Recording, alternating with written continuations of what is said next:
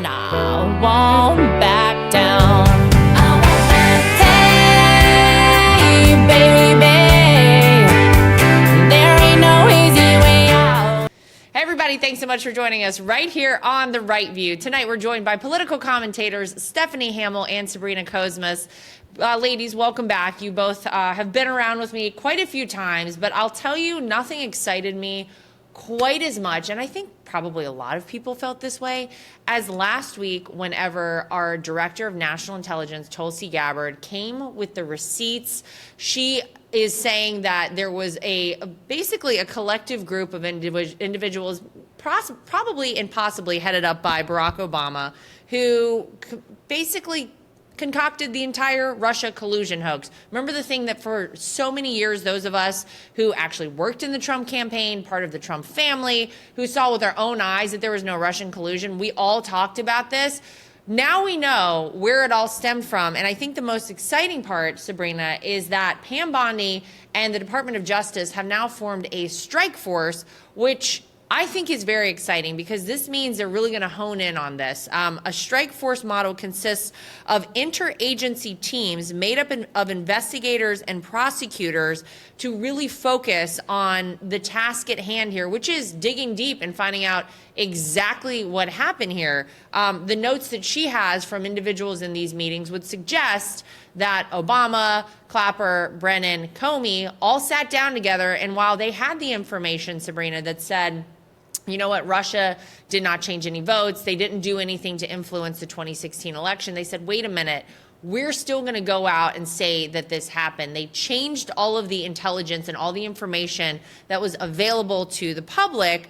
And Attorney General Pam Bondi says the Department of Justice is proud to work with my friend, Director Gabbard, and we're grateful for her partnership in delivering accountability for the American people. We will investigate these troubling disclosures fully and leave no stone unturned to deliver justice. So I got to tell you, Sabrina, this is great stuff, but my question really is, what do we think we're going to get out of this? Because everyone talks about the statute of limitations, right? This was 9 years ago now, so the statute of limitations has run out, I think, on a lot of this. But I think the American people, at the very least, deserve to have all of it out there. And I really believe something could still happen to some of these people, and probably should. I totally agree. I mean, I like Tulsi, and I, of course, support this administration, but I would be a little surprised if something actually does come out of this and people are held accountable. One, given the statute, as you mentioned, but two, because we've known this for so long, yet we've still never ever seen anyone actually convicted or even prosecuted or even put on trial on our end. We know that for years, the Democrats have weaponized our justice system. They have weaponized our intelligence agencies in order to essentially, punish their political enemies. So I'm very curious to see what happens because I don't think people realize how serious this is. And I want to get this correctly, but Tulsi even said that there is intent behind creating a fake and manufactured intelligence document. That is very scary. We've talked about this. We've been skeptical of our government doing this for years, and now we have solid proof. I just hope that something actually is done about it. Yeah, Stephanie, those of us who talked about this and said we have major issues with what is being put out there, we were called conspiracy theorists, right? We were like the crazy people. And it was so bad in those moments where this is all the news was talking about. You had the Adam Schiffs of the world who, I mean, that guy, don't even get me started, out there day after day, hour after hour, minute after minute, if he could get on TV, talking about the smoking gun. He said he had it, was going to take down President Trump. And those of us who worked in the campaign, honestly, we took like a moment every now and again. We were like, well, wait a minute, did something happen? Even we started second guessing things because they were so emphatic about it. You even had major news outlets like, the Washington Post and the New York Times winning Pulitzer Prizes for their reporting on all of these. And here's maybe my favorite X post from last week. It was from the office of the Director of National Intelligence. It says, hey, New York Times and Washington Post, did you not hear that DNI Gabbard exposed a story with historic implications yesterday? Why the media blackout? Why are you afraid to tell the truth to the American people? Because the day after all of this really kind of came to fruition, the Washington Post and the New York Times had nothing, Stephanie, on their front page about any of this. You would think that major news outlets, and I'll put that in air quotes now for these two, would want to publish the hell out of this. You would want to run this. This is such a big deal. This is such a huge moment for our country. Stephanie, they did nothing. They didn't even have it on the front page. They didn't even talk about it. You're right. There was a blackout. And if there wasn't a blackout, some of the media outlets started to question DNI Gabbard's credibility, which they've been doing that ever since she ran for president against their savior, Hillary Clinton. So it is just so egregiously bad. And the reason why there's a blackout or they're running defense for the Democrats and these intel people who were potentially in on all of this is because they're embarrassed. They were spoon-fed this nonsense. And, a lot of these people are either really low IQ or they're dishonest or they're just extreme loyalists to the left. So they just took everything that they were spoon-fed and were eager to regurgitate it on air to try to hurt Donald Trump and also all of his supporters in the Republican Party. And everything that came out wasn't like a surprise to me. It wasn't like, everything that was said, it was like, oh, you don't say. Oh, you don't say. Obama maybe was the person in charge leading the heads of the intel agencies on this. Oh, you don't say. Well, we already knew that Hillary Clinton's campaign had paid for the Steele dossier. And if at the time I worked for the Daily Caller and, I'm a conservative commentator, but, you look into it, you don't want to defend somebody if they're actual Putin puppets. And so you looked into it and immediately you realized it was a scam, that there was just no way that Donald Trump was taking orders from Putin.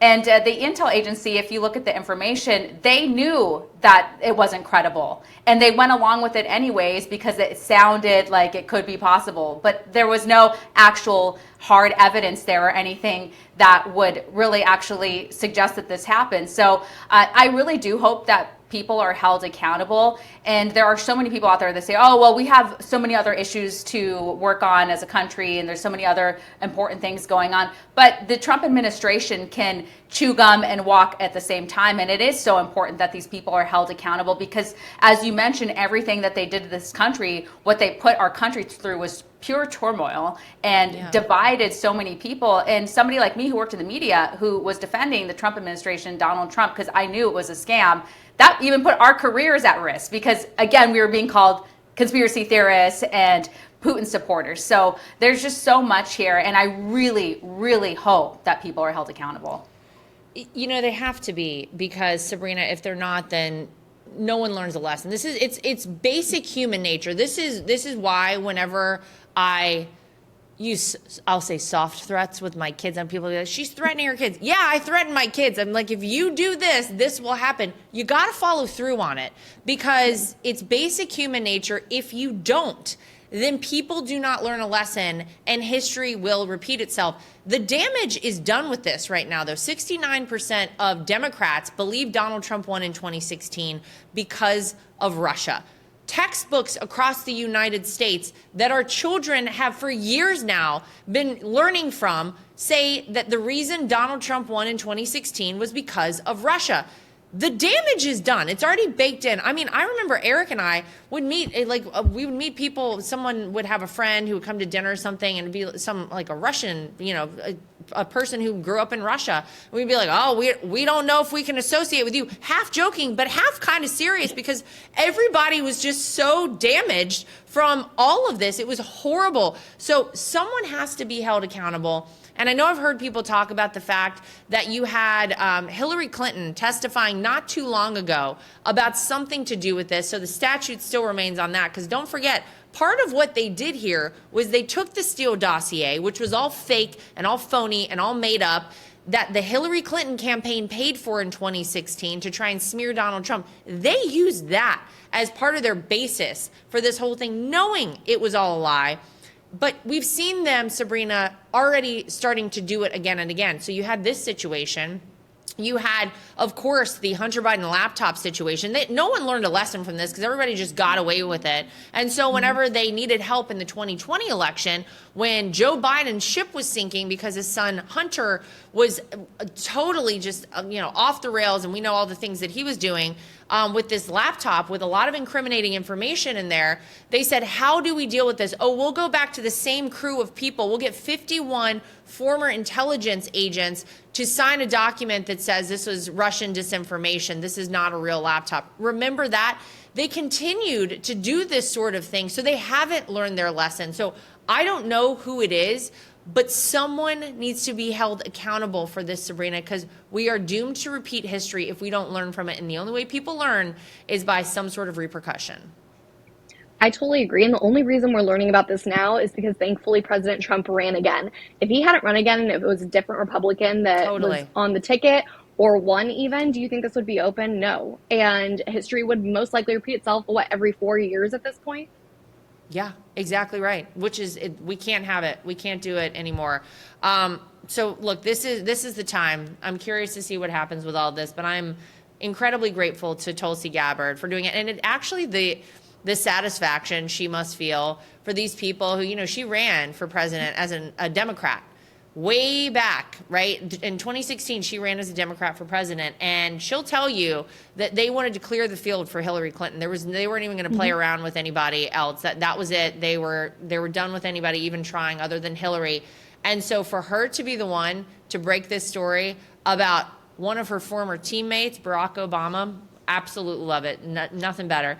Lara, one quick point on that is that I think this whole Putin stuff is what brought Gabbard to our side, because she got the same treatment. Remember, they were calling her an agent of Russia, and it was just so ludicrous and so absurd, and she was angry about that. So I think that this is really personal for her on so many different levels, aside from just trying to get to the bottom of what happened. But she wants to prove to the American people what the left has done and how they use the names and smears to completely try to destroy people, and they don't care. And also the other lives that were completely turned upside down, like Carter Page and Michael Flynn and all of these other people who got dragged into it. It's just so unfair, and I really do hope to see some justice.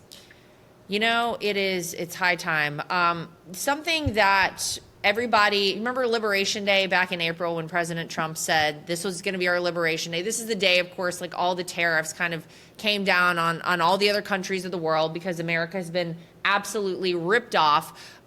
We had a big announcement from President Trump on Sunday over at his golf course in Turnberry, Scotland, that the European Union has now made an agreement with the United States of America. All the hysteria and all the people who were, crying that the sky was falling. Well, there's been a lot of great movement. So here's the new EU agreement. President Trump said, we're agreeing to that the tariff is straight across for automobiles and everything else. It will be a straight across tariff of 15%. So we have a tariff of 15%. We have the opening up of all of the European countries, which I think I can say were essentially closed. And then he said to Ursula, as he calls her, he said, you weren't exactly taking our orders. You weren't exactly taking our agriculture, right? Europe will also purchase $150 billion worth of U.S. energy as part of the deal, in addition to making $600 billion in other investments to the United States. This is huge news, Sabrina, because people were really bent out of shape over all of the tariff stuff. Everybody said that things were going to be a disaster, and yet we have the European Union. Just last week, you had Japan, Indonesia, and the Philippines who came to the table. And this is really leveling the playing field for the United States of America. We have the August 1st deadline that President Trump set up for a lot of these countries. And it turns out that leverage of saying, here's the deadline and we're imposing reciprocal tariffs, that's really worked in so many instances. This EU, deal on Sunday, I think was really great. I agree. The tariffs have already brought in over $64 billion alone in the past 3 months since Liberation Day, as you mentioned. And I think it's kind of funny that Democrats, the moment that he even spoke about tariffs, were running around like chickens with their head cut off. When if there's anything we learned from November, this is one of the primary reasons Trump was elected, was because of his handling of the economy. He's a successful businessman. We all know that. While everyone was freaking out, I felt weirdly calm, and it's kind of justifying and validating to see it all play out like this. As a mom, I'm always looking for something that I can actually watch with my family. Something that's more than just noise in the background, because you guys all know what I'm talking about, right? Sketch really surprised me, and in the best sort of way. Sketch is the newest film from Angel Studios, and it does exactly that. It follows a young girl who loses her sketchbook in a mysterious pond, and from there, her drawings begin to come to life. But they're not just characters, they're her emotions, her struggles, and her imagination all tangled together. It's so imaginative, it's so creative, but it's also got heart, which we could all use more of. It reminds me of those movies that I loved growing up, the ones that made you feel something and left you smiling at the end. Remember those? Sketch opens up in theaters August 6th, and you can get 2 free tickets at angel.com/Lara. It's the kind of story that stays with you and sparks meaningful conversations with your kids long after the credits roll. A major retail chain just canceled a massive order, leaving MyPillow with an overstock of classic MyPillows. So now it's your gain. For a limited time, MyPillow is offering their entire classic collection at true wholesale prices. Get a standard MyPillow for just $19.98. Want more? Upgrade to queen size for only $24.98 or king size for $29.98. Snag body pillows for $39.98 and versatile multi-use pillows for just $12.98. Visit mypillow.com and use promo code TRUMP or call 800-624-3945 to score these amazing deals. Plus, when your order totals $75 or more, you'll receive $100 in free digital gifts. No strings attached. That's right, premium pillows at unbeatable prices and bonus gifts to top it off. Don't wait. Head to mypillow.com or call 800-624-3945 now. And don't forget to use promo code TRUMP to grab your standard MyPillow for just $19.98 while supplies last. It's so great. This is going to help balance the huge deficit that the U.S.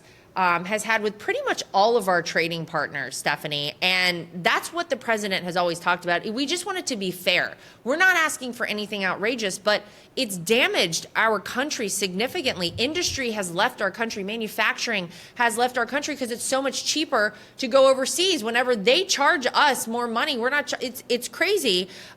There was a New York Post article. And I loved the way that they explained it. They say, for decades, U.S. leaders turned a blind eye to rampant abuses by our trade partners and ever-widening trade deficits that have hollowed out American industry, destroyed millions of jobs, and undermined our long-term economic stability.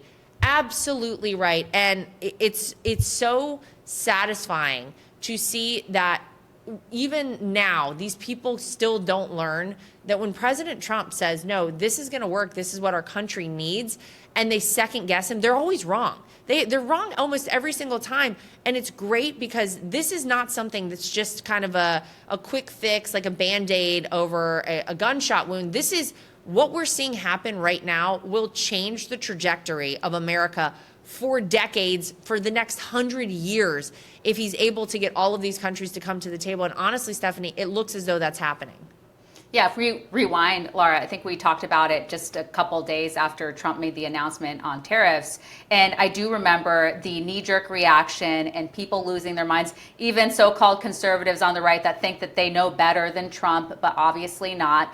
And, on its face, it sounded a little bit scary at first. My reaction was, I trust Donald Trump. He is a smart businessman. And if for some reason it doesn't work, he will reverse course and come up with new action. But at this point, we have to try something different. As you pointed out, the U.S. has been getting the short end of the stick when it comes to tariffs. And it's just makes no sense. It's lunacy how much we've been losing, especially when it comes to manufacturing. And so we definitely want people to start manufacturing here more and sending jobs all over the world. We want people to work here as well. And if the tariffs play a role in that, that's awesome. And I did see a lot of people predicting, the unemployment's going to be catastrophic come Christmas time next year. You're not going to be able to afford anything. Shelves are going to be empty. All those people are wrong so far, and they're going to be wrong. And none of them will even address this. They don't want to talk about it, how much Trump has actually accomplished, and they won't because they get it wrong on purpose. Anything that Trump tries to do, they have to critique it and be experts on it and be negative because that's just what they do. I have to think, Sabrina, that, you finish one election and you just start thinking about the next. Of course, we're all thinking about what's going to happen in these midterm elections because one of the reasons President Trump has been able to be so successful and get so much accomplished is because he's had a House and a Senate that's been able to vote alongside of him and enact real change for this country, lasting change, not ruling by executive order, but legislating these sort of issues. I have to imagine this sort of thing, should we see this all play out as it seems it is, and it's to the benefit of America, and you see industry coming back, and you see jobs flourishing, and you see the unemployment numbers are ticking down, and inflation is ticking down, that all, Sabrina, has to help Republicans in the midterms, no? I would hope so, especially considering we're less than a year into Trump's presidency and we're already seeing this many dramatic changes, especially when it comes to the economy, the border. I mean, it would take, unfortunately, a lot for Republicans to fumble the ball, but let's hope that they don't. Yeah, well, and you know what? It's funny because you go back and talk to President Trump from during his first term, and he had pretty much everything moving in the right direction, right? He made some monumental change during that first term, despite all of the headwinds he faced, despite all of it. He had things working for this country once again, and people feeling good. I mean, that's quite frankly why he got reelected in 2024, because people remembered how much better off they were with President Trump in office. Then they got Joe Biden in there, and it just all went to hell.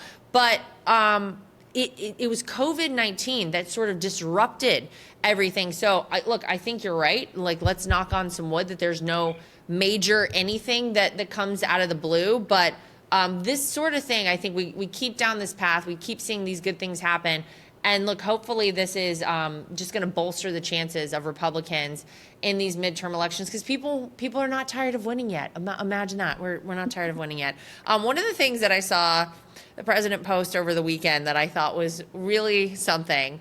I'm just going to read this post and let you guys respond, because he is calling out the Democrats in the 2024 election, and Stephanie essentially saying that he thinks that they paid and bribed a lot of celebrities for their endorsements of Kamala Harris, which, now that I think back, and I'm going to read this whole thing for you, President Trump is not totally wrong on this. And let me read it, and then I might jog everybody's memory.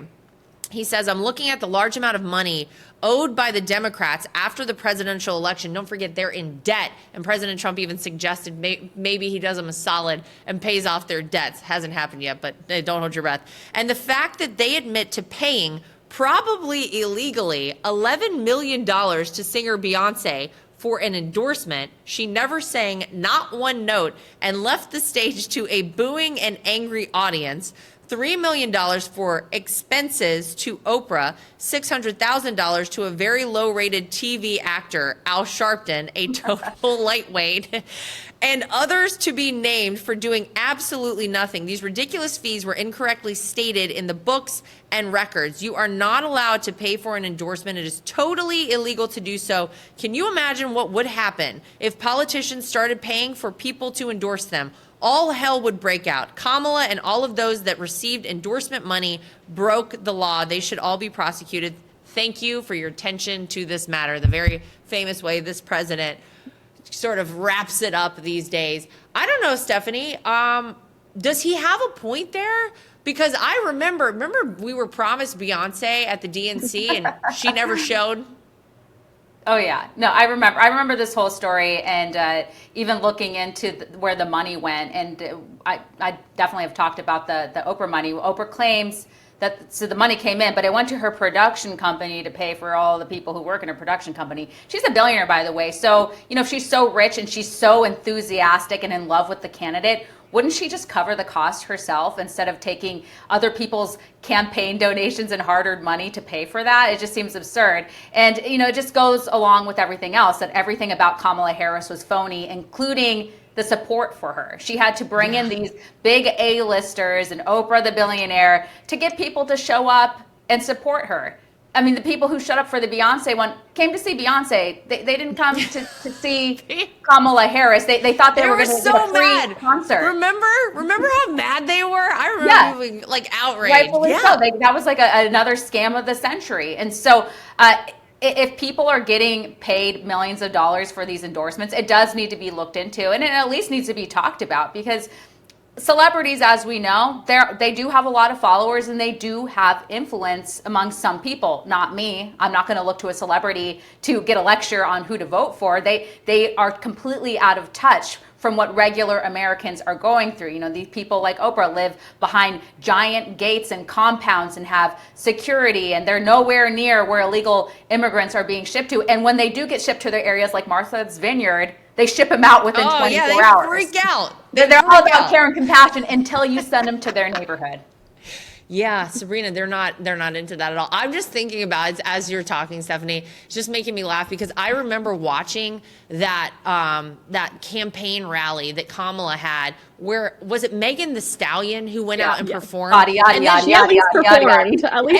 was leaving as soon as she got off stage, and Kamala came out where everybody's like supposed to be clapping for Kamala. And they were like, "We're out." They all left, and it was just like, this is so awkward and so uncomfortable. And although clearly I was on the other team, I was like, God, this is kind of like not a great look. But it does make you wonder, Sabrina. Okay, so all the people showed up just to see those performers, right? If the performers got paid a lot of money, are you allowed to do that? Or I'm trying to think if there was ever any performer that we paid. Most of them were just very excited to be around, you know, the apparatus of a presidential election and all those things, and they donate their time. I don't know. What do you think, Sabrina? Yeah, I mean, at least Megan Thee Stallion performed, but the fact that Beyonce went out there, I had a friend, he's a Republican, who traveled from Nashville to Houston to see Beyonce perform for free, so he thought. And he was like, that hurt her campaign far more than it ever could have helped it because of how many people felt bamboozled. And it was kind of brilliant and poetic that they were bamboozled because that's what they would have gotten with the Kamala presidency. So the fact that no one has really talked about it, I think especially like after the election, you know, there's so much that the president and the administration wanted to get done, but that is severely illegal to pay for endorsements, which is very obvious because I mean, at least like Beyonce could have sang her endorsement and maybe like been in a loophole there and saved her butt. But no, this is very obvious that she took funds for this. Also, Lara, think about how inappropriate the Megan Thee Stallion performance was. I mean, she was literally twerking on stage. So if a candidate's bringing out performers that are twerking on stage, I'm probably not going to vote for them. I mean, just by default, that's like a big no for me. That's the box that you check for Stephanie not to vote. I mean, there's a reason why Trump's not bringing in twerkers for his campaign events because he doesn't need it, right? We don't need that. No. Well, the difference is between, like, if you looked at a Trump rally versus a Kamala rally, if we even call them a rally event, we'll say Kamala Harris was not like the main event of her own event, right? President Trump clearly is. Like, whoever performs in there is sort of like the sideshow a little bit. They're just sort of like there as an addition. With Kamala Harris in a lot of these cases, she wasn't the main draw. She wasn't the main person that people were showing up to see. That kind of doesn't bode well for you running for president of the United States. I'm just throwing it out there, you know. They were busing in people, remember? And then they were also... It was like repeat people also. Paying influencers like thousands and thousands of dollars so that they would put this stuff on their TikTok and Instagram feeds. So, I mean, this really needs to be looked into. God, it's just so great that they lost in such a humiliating way. It's just so great. Like, and I don't gloat very much, but just I'm having a moment where I'm reflecting back to like a year ago when I was the co-chair of the party, and there was so much pressure. We had just had the big switch from Joe Biden to Kamala Harris, like right around this time a year ago. We were like, oh my God, they're changing things up right in the middle. So not only you prepared and you've done all of your research and everything for one candidate, now we got to switch to the other one, and they're both terrible. So that actually helped us out. But I just remember, God, there was so much that was unknown. This was all just so crazy. And then all these things were happening, and I saw Kamala Harris out on stage. I'll never forget. Here's when I knew she was never going to make it. Here's when I knew people were going to be like, I don't know about this. Saved all the Megan Thee Stallion stuff, all that junk. That was terrible. Here's when I knew Kamala was never going to make it. She gave her first economic speech in Raleigh, North Carolina, right down the street from where I went to college at NC State. And I was like, I got to tune in for this. Let's see what Kamala Harris has to say. And you could tell she did not understand what she was reading, because the word is price gouging, not price gauging. Price gauging is nothing. What is that? That doesn't exist. When Kamala Harris read off a teleprompter in front of her, price gauging. I was like, she doesn't know what the hell she's talking about. This woman has no idea. She's just reading words that are put up for her on a screen, and she doesn't even know that term. I said, that's it. There's no way this human being is going to become president of the United States. Thank God I was right about that, because I was like, if we have a president who can't differentiate between price gouging and price gauging, I got to go. I would have had to pull a Rosie O'Donnell or an Ellen DeGeneres and I got to get out of here. So that's what I knew. It was done. It was done for me. Just to wrap up here today, ladies, Time Magazine has a list out of the 100 best podcasts, basically of all times, I think is what they're saying. Well, podcasts haven't been around like that long. This is still a list. They did leave out, though, Sabrina, quite a few people. Oh, I don't know, like Joe Rogan, Megyn Kelly, Tucker Carlson, Charlie Kirk. So this list was curated by one of the journalists there at Time Magazine, and she basically ignores everything. So critics of this list call it, quote, crap and trash, and said it reflects the magazine's liberal elitism, which I would highly agree with. I'm sorry, if you are not putting Joe Rogan, who has, I think, the most popular podcast in the country and has for quite some time, and one could argue is one of the reasons President Trump won that election we just are referencing, I don't know. I think you probably missed the mark. What's with this list? Sabrina, what do you think? This list is hilarious because the most people I've seen talking about how inaccurate this list is aren't even political people. They're people on TikTok who are avid podcast consumers and media consumers who are like, okay, no Joe Rogan, no Megyn Kelly, no Tucker Carlson. I'm not even a conservative, but I know those are the top podcasts. And the reason we know is because you can fact check this. You can look at the top charts on Apple Podcasts. You can look at the top charts on Spotify. Yet weirdly, they were all neglected and no one knows who 90% of the podcasts were that were on that final list. Yeah, I don't know what this writer was doing, Stephanie. Like, you can't just leave these big names off of there and think no one will notice it. Anyone's going to take this list seriously. Why would you do that? What's the goal here? Because again, they're just so biased. They can't even pull themselves together to admit that Joe Rogan and some of these conservatives are top podcasters. And think about these top podcasters and how much of an influence they did have on the election. I would argue that they had a huge influence on younger people who supported Trump. And Joe Rogan, for example, he's never really been a hard political actor. You know, he's been kind of in between, questioning both sides. And he's also the man who gave Kamala Harris a chance to come and speak unfiltered for 3 hours, but her campaign already knew the answer to that for her would be no, because she can hardly string together a coherent sentence, and they know what would happen. And then, you know, fast forward to the other news organizations that had to cut her answers and cut and paste and replace them to make it sound good. Unbelievable. Yes. It is. It's unbelievable. Yes, you're referencing CBS, who Yes, paid President Trump $16 million for that little stunt, which you can't do. That's completely outrageous. Shocked we actually saw something like that happen. Well, ladies, it's you know, I feel overall like things are moving in the right direction. I feel like we're exposing the rot that exists and has existed for so long in Washington, D.C., in the swamp. This country's getting great trade deals, finally, thanks to this president.